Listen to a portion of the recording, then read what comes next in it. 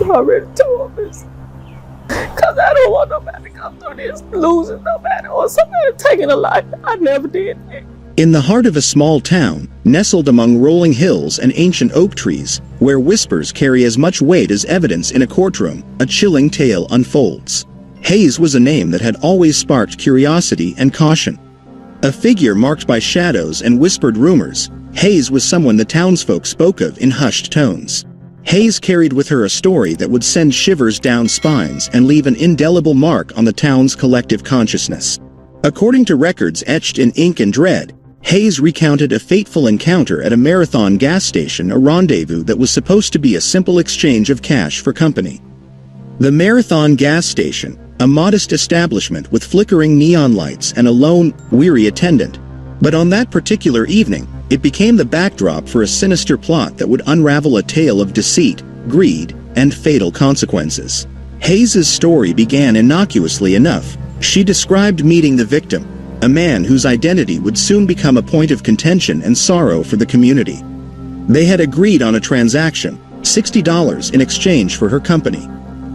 As she sat in the interrogation room, the harsh fluorescent lights casting stark shadows on her face, Hayes revealed her true intentions. She had never intended to uphold her end of the bargain. From the moment she agreed to meet the victim, her plan was to rob him, to hit a lick, as she put it. But what drives someone to such depths of darkness? What compels them to take a life? These were questions that would haunt the investigators, the community, and even Hayes herself.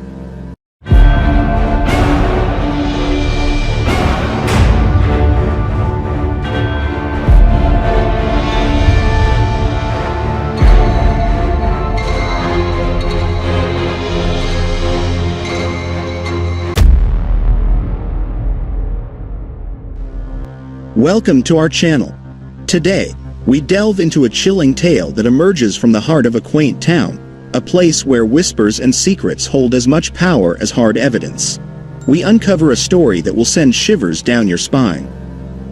At the center of this narrative is Hayes, a figure both mysterious and controversial, whose name sparks equal parts curiosity and caution. Hayes was a person of interest long before the fateful events we're about to explore.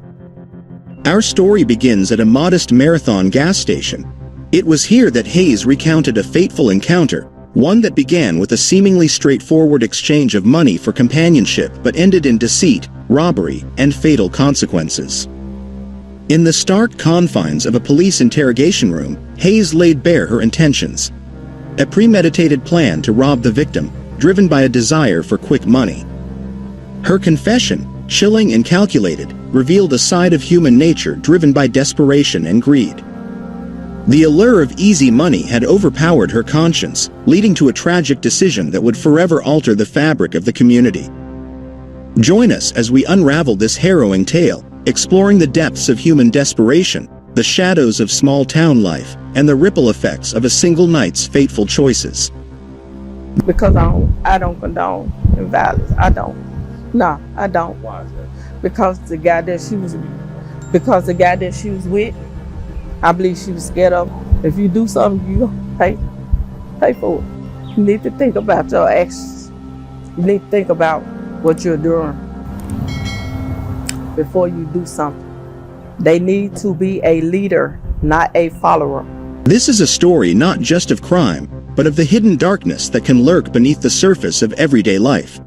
In a police interrogation room, her confession exposed a side of human nature driven by desperation and greed, leading to a tragic decision that would forever alter the community. According to the records, Hayes informed the police that she had encountered the victim at the Marathon gas station and agreed to accompany him for $60. However, Hayes claimed she never intended to uphold her end of the bargain. Instead, she planned to carry out a hit a lick, a common term for robbery. When questioned about why she killed the victim, Hayes stated it was for money. The police report painted a grim picture. Hayes, the prime suspect in the crime, provided a statement asserting that she had encountered the victim at the gas station.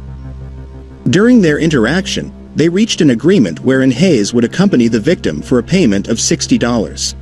However, Hayes maintained that she never had any intention of honoring her part of the deal. Her true plan was to perpetrate a robbery.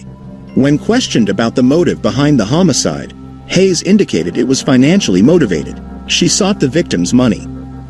As per the affidavit, Hayes purportedly utilized the $60 to purchase 2 hot wing combos for herself and her boyfriend, leaving $13 remaining. This detail, seemingly trivial, underscored the chilling casualness with which she had approached the crime. The act of buying food with the stolen money, a mundane task juxtaposed against the backdrop of her violent actions, added a layer of complexity to her character. It painted a picture of someone who, in the aftermath of a heinous act, returned to the ordinary rhythms of life, as if the gravity of her actions had not yet settled in. Through records inked with both the weight of evidence and the palpable dread of impending revelation, what initially appeared as a simple transaction, an exchange of currency for companionship, belied the sinister undercurrents coursing beneath the surface. Yet, amidst the labyrinthine twists of this tale, a haunting question lingered in the air like a specter of moral ambiguity. What drives a person to plunge into the depths of such darkness, to forfeit the sanctity of life for the allure of material gain? In the dim illumination of the interrogation room, where truth and shadows danced an unsettling waltz, Hayes offered a chilling confession. It was not a mere lapse of judgment or a fleeting impulse that guided her hand, but rather the seductive call of wealth, a siren song that drowned out the voice of conscience and paved the path to tragedy. As the interrogation continued, the officers pressed Hayes for more details, seeking to understand the full extent of her actions and motivations. Hayes, her demeanor oscillating between defiance and resignation, recounted the events leading up to the fatal encounter. She spoke of her life before that night, a life marked by hardship and struggle, where money was scarce and opportunities even scarcer. Her narrative painted a picture of a woman driven to desperation, her choices shaped by circumstances beyond her control. But desperation alone could not explain the cold calculation with which she had planned and executed the robbery. Hayes's confession revealed a deeper, more troubling aspect of her character, a willingness to cross moral boundaries in pursuit of material gain. It was this aspect that the investigators found most chilling, a reminder that beneath the surface of everyday life, darkness could lurk in the most unexpected places. The Marathon gas station became the epicenter of a story that would dominate conversations and headlines for weeks to come. People spoke in hushed tones, their whispers carrying the weight of shock and disbelief. How could someone from their own community commit such a heinous act? What did it say about the town and its people? In the days that followed, more details emerged, each new piece of information adding to the complexity of the narrative. The victim, whose identity had initially been shrouded in anonymity, was revealed to be a local man with a family and a history of involvement in the community. His death, sudden and violent, left a void that would be felt by many. The community mourned his loss, their grief compounded by the knowledge that his life had been taken for a paltry sum of money.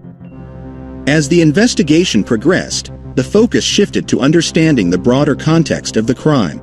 The police delved into Hayes's background, uncovering a life marked by instability and hardship. The decision to rob and ultimately kill the victim was a step beyond mere survival. It was a conscious choice to inflict harm for personal gain. This realization added a layer of moral complexity to the case, forcing the investigators and the community to grapple with uncomfortable questions about human nature and the factors that drive individuals to commit acts of violence. Each side sought to shape the narrative to their advantage, painting Hayes either as a cold-blooded killer or a victim of her circumstances. The trial, with its emotional testimonies and heated arguments, became a focal point for the community's collective grief and anger, casting an ominous aura that sent shivers down the spines of all who encountered her gaze.